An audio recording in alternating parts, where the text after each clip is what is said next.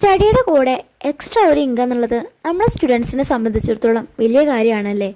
അങ്ങനെ ഞാനും ഒരു വർക്ക് ചെയ്യുന്നുണ്ട്. ഓൺലൈൻ ത്രൂ ആണ് കേട്ടോ. പക്ഷെ ഓഫ്ലൈനായി 2-3 മീറ്റിംഗ്സ് ഉള്ളത് കൊണ്ട് തന്നെ നമ്മളൊരു കോ വർക്കിംഗ് സ്പേസ് എടുത്ത് അവിടെയാണ് കേട്ടോ ഇനി തൊട്ട് വർക്ക് സ്റ്റാർട്ട് ചെയ്യുന്നത്. അപ്പോൾ ഇന്ന് എൻ്റെ ഓഫീസിലെ ഫസ്റ്റ് ഡേ ആണ്. ഓഫീസിലെത്തിയതും മോർണിംഗ് ഷിഫ്റ്റിലെ കുറച്ചധികം വർക്ക്സ് തീർക്കാനുണ്ടായിരുന്നു കേട്ടോ.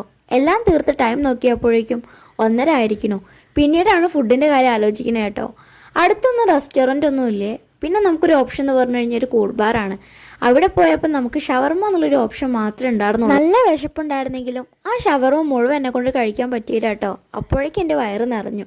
മേടിച്ച ഫുഡ് വേസ്റ്റ് ചെയ്യണ്ടല്ലോ എന്ന് വിചാരിച്ച് അത്രയും ഞാൻ പാക്ക് ചെയ്ത് കൊടുത്തു കേട്ടോ.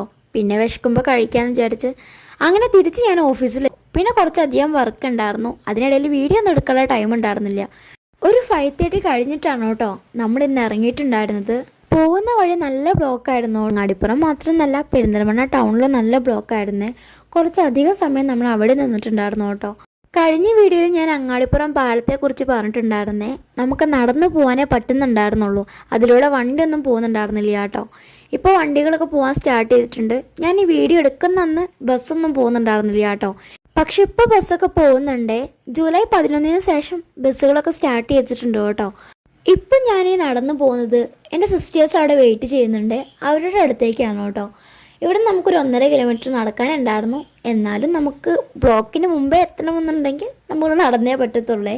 അതുകൊണ്ട് ഞാൻ നടന്നു. അവിടെ എത്തിയപ്പോഴേക്കും അവർ വിളിച്ച് പറയുന്നുണ്ട് കൂൾ ബാറിലോട്ട് കയറാൻ കേട്ടോ. ഞാൻ അവിടെ പോയി അവരെ നോക്കിക്കൊണ്ടിരിക്കുകയായിരുന്നേ. അത്യാവശ്യം തിരക്കൊക്കെ ഉണ്ടായിരുന്നേ. അവരെ കണ്ടുപിടിക്കാൻ ഞാൻ കുറച്ച് ബുദ്ധിമുട്ടി. ലാസ്റ്റ് കണ്ടുപിടിച്ച് അവിടെ എത്തിയപ്പോഴേക്കും അവരെനിക്ക് ഷവർമ ഓർഡർ ചെയ്തിട്ടുണ്ടായിരുന്നേ. ഉച്ചയ്ക്കും ഷവർമ കഴിച്ചുകൊണ്ട് തന്നെ അത്ര വലിയൊരു കൊതിയൊന്നും ഉണ്ടായിരുന്നില്ല കേട്ടോ അത് കഴിക്കാൻ.